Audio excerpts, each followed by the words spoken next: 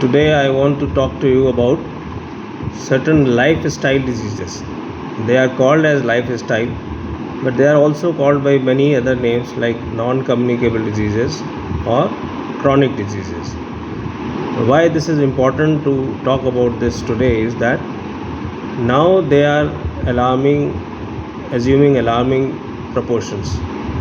Total number of deaths today are occurring because of these diseases. 77% of total deaths today are occurring because of this.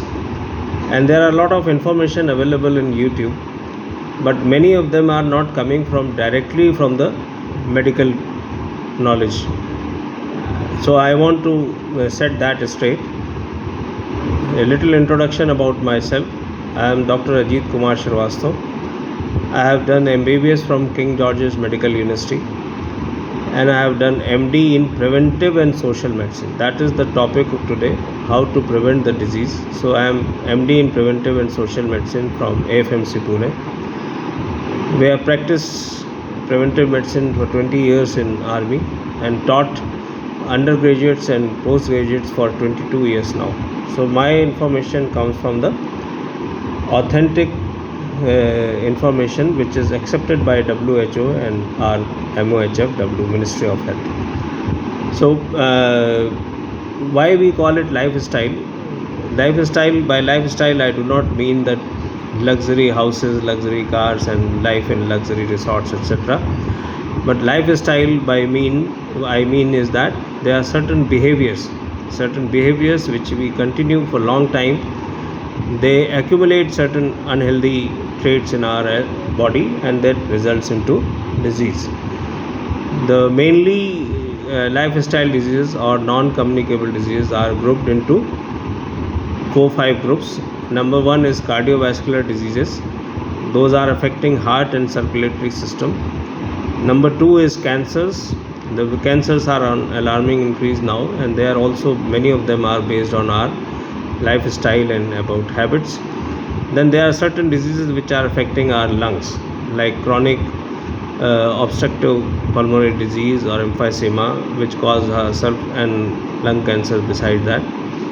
Then there are diabetes mellitus, and I will add accidents also, because they are also result from our reckless driving behavior.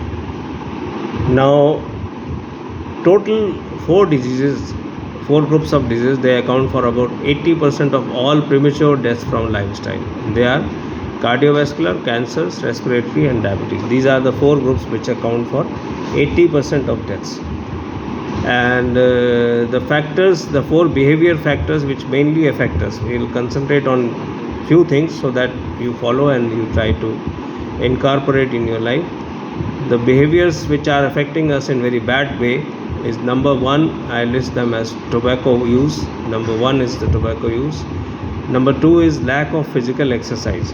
We are doing inadequate physical exercise. We are not moving ourselves as we are designed for that. And then there are certain unhealthy diets and harmful use of alcohol. All this I am going to elaborate what I mean by these. And there is certain theory of disease causation. This disease causation theory initially was based on agent, host and environment. That is, a agent like cholera agent or typhoid agent enters your body because the certain environmental factors are helping them, and you get the disease. But they are not able to explain the non-communicable disease or lifestyle disease. So for that there is a wheel theory of disease. By wheel theory of disease, I mean that there is a central core part which is our genetic part. Then there are certain social behaviors, there are certain biological agents, and there are certain physical agents. They together form and they together cause the disease. In some diseases the physical part may be high, some diseases social part may be high, and some diseases the biological part may be high. So this theory was propounded by Moser initially and Mosner in 1985. So behaviors like tobacco use will cause us lung disease, cancers and cardiovascular diseases. Lack of physical exercise will give us obesity, and that obesity will ultimately lead to diabetes. And there are many things. Obesity can cause so many things that a separate topic is required. Then there are certain unhealthy diet. This unhealthy diet, if it continues for long, it will raise our blood sugar, it will raise our cholesterol, and lead us to again diabetes and cancer. And there is a certain harmful use of alcohol. This harmful alcohol use will lead us to fatty liver and ultimately to cirrhosis, cancers, etc. So tobacco use, I'll take first as a tobacco use. Around 8 million people die every year due to tobacco use. 6 lakh people die as a result of second hand tobacco. The people who are not smoking, but their friends, their relatives, their parents are smoking and they are getting second hand tobacco. 1.7 lakh children die because of secondary smoke. Unfortunately and fortunately for the developed world is now reducing consumption of tobacco, even to the extent that they are now almost in the stage of declaring their country as no tobacco country, like Switzerland is about to declare. But unfortunately for us, the poorer nations are picking up, and especially disturbing trend is that now the women are taking up this smoking in very bad way. The tobacco is directly responsible for lung cancer, carcinoma of bladder, carcinoma of esophagus, oral cancers, chronic obstructive disease, lung disease, emphysema, heart diseases, stroke, hypertension, and list is actually endless, because the chemical it contains is in thousands. The dangerous chemical which one cigarette contains is thousands, so the n number of side effects are there.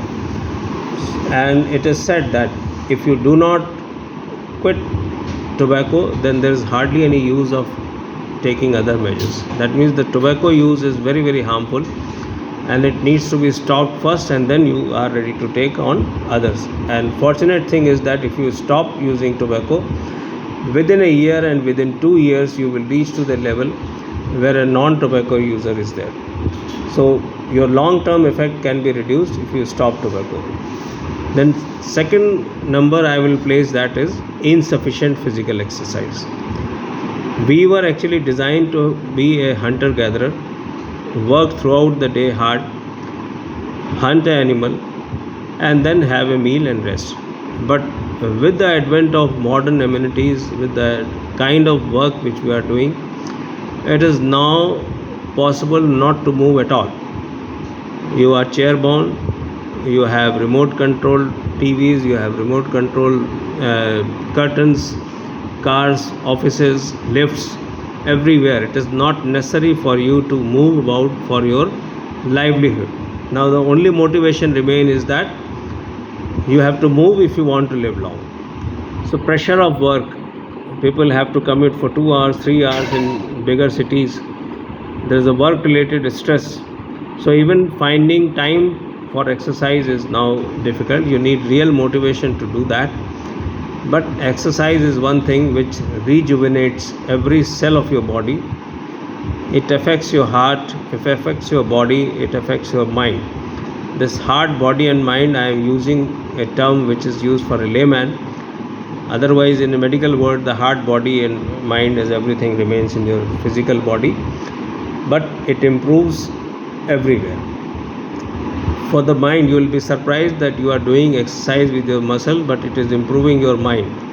It improves your cognitive functions, that is your ability to learn, your memory, your judgment. It reduces your depression, it reduces your anxiety, and it makes you cheerful. It releases the feel-good hormones.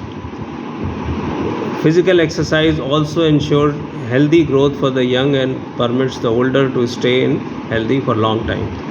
A child will gain by having good growth by exercise, and an older person will be able to stay long, healthy and independent. It reduces the heart disease, it maintains the blood pressure, it controls your blood sugar, and it improves your cholesterol level. All this is possible in exercise, and this is one quality. If you are indulging in sufficient physical exercise, it can offset your many other sins. Many other sins can be offset by this one good quality if you are doing a sufficient exercise. Now the question is, how much is the sufficient exercise? If I say do exercise, it doesn't mean anything to you, but 150 minutes in a week of is the minimum. 150 minutes in a week is the minimum. That means 30 minutes a day is the minimum, and about 50 to 60 minutes of moderate exercise in a week is good enough. You can have 2 days break, but at least 5 days in a week you must do the exercise. If you are young, you are able to do vigorous exercise, then 75 to 150 minutes is a good exercise. Ideally, the exercise should be variable to keep your interest and to develop various aspects of fitness. That means it is not necessary that every day you do only walking. You can have variations, like you can cycling, you can have running, you can have swimming, you can do some strength training exercises, and you can do some balancing and coordination exercises. All this is part of your fitness level. Just aerobic is only one part of it. So rope skipping, playing games like badminton, football, or anything which involves moving your body, even climbing stairs. I can tell you the climbing stairs is also very important. It is a kind of weight training exercises. It can give you even a surgical bypass. Natural bypass of your heart is possible if you are ready to climb stairs. Just 1 or 2 flight of stairs every day is good enough. At least 2 times a day, 2 times in a week, you try to do resistance training exercise. 2 times in a week, that's good enough. It's not very much. And some balance and coordination exercises, some stretching and cool down is also to be included. When you start the exercise, stretching is required, and also it is cool down is also very important, so that you bring your body to your pre-exercise level slowly. Now another thing comes is the harmful use of alcohol. Harmful use of alcohol.